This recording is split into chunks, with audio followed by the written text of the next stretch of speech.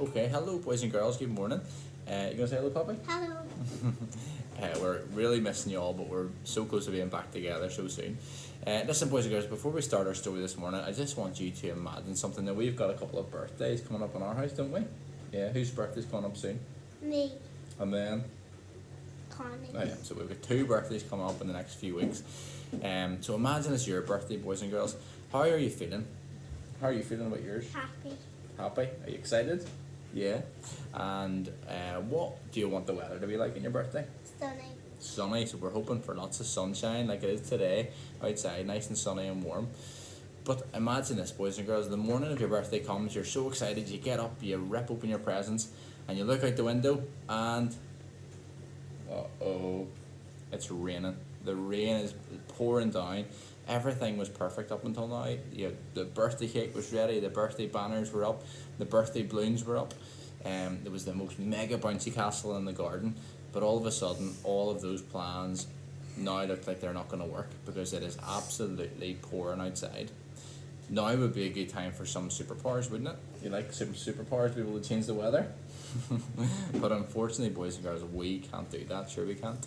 But we're going to go to a story in the Bible this morning because there's a really, really cool story in the Bible about how Jesus did have those superpowers. Jesus has powers to do lots of things, as we've seen over the last number of weeks, but Jesus also had power over creation. So let's read this story. I'm going to read and use some pictures from the Storybook Bible this morning. Okay, boys and girls, so this story is called The Captain of the Storm. The sun was going down. The air was warm and still. Let's go across the lake, Jesus said to his friends. Jesus had been helping people all day, and now he was so tired. So they left the crowds at the shore and set out in a small fishing boat. Jesus climbed into the boat to take a nap. As soon as his head touched the pillow, he fell fast asleep. It was a beautiful evening. A gentle breeze rustled the sails. The friends were chatting happily as they headed out into the middle of the lake. Everything was just perfect, just right for a nice, quiet sail.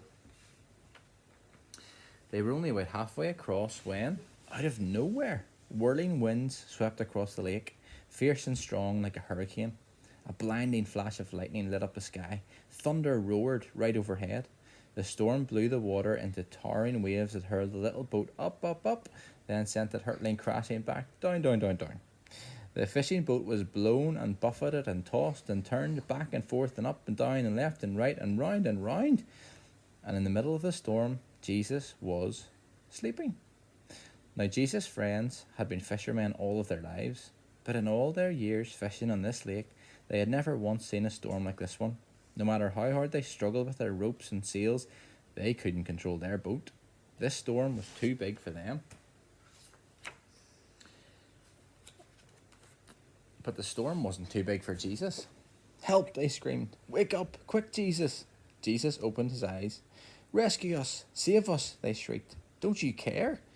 Of course Jesus cared, and this was the very reason he had come, to rescue them and to save them. Jesus stood up and spoke to the storm. Hush, he said. That's all. And the strangest thing happened.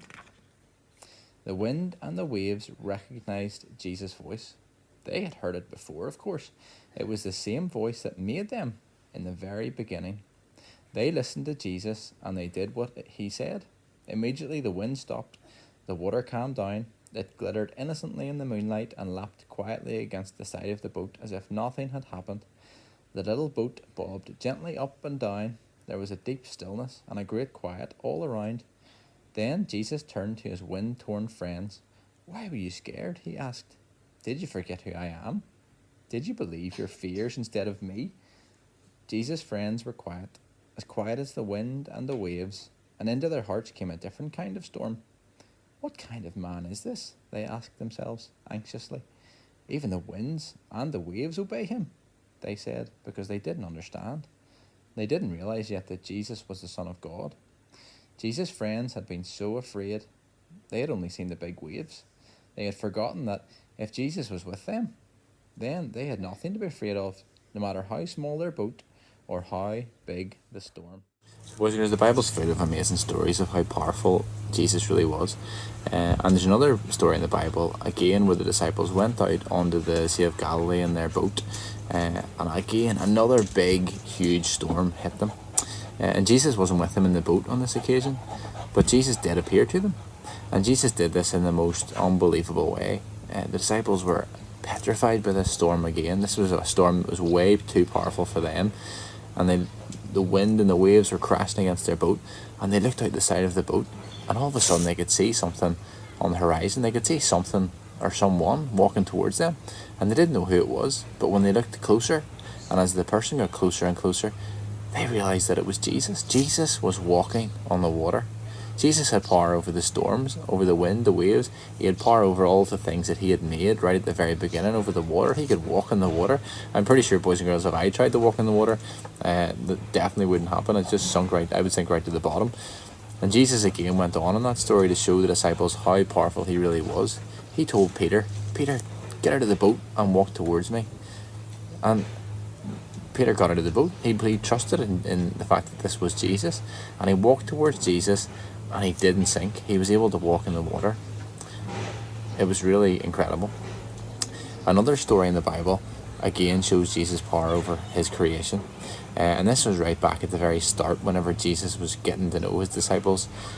And his disciples, lots of them were fishermen. And lots of the disciples had been out fishing all night long. They had tirelessly tried to catch fish, and they hadn't got one fish in their nets. And they came in absolutely downhearted and despondent, as you could imagine. And Jesus said to them to go back out onto the water again. And the disciples thought, what is the point? Why would we bother? We've been fishing all night and we haven't caught a single fish. But they did as Jesus said. They knew there was something different about this man. So out they went onto the water, and they cast out their nets. And the strangest thing happened. The nets were full in no time at all. They actually had to call more and more boats across to come and help them, because their nets were full. The nets were breaking, and there were so many fish in the boat that they had pulled in from their nets that the boat was starting to sink. This was again another sign of how powerful Jesus was over his creation, over the creatures, and over all of the things in creation.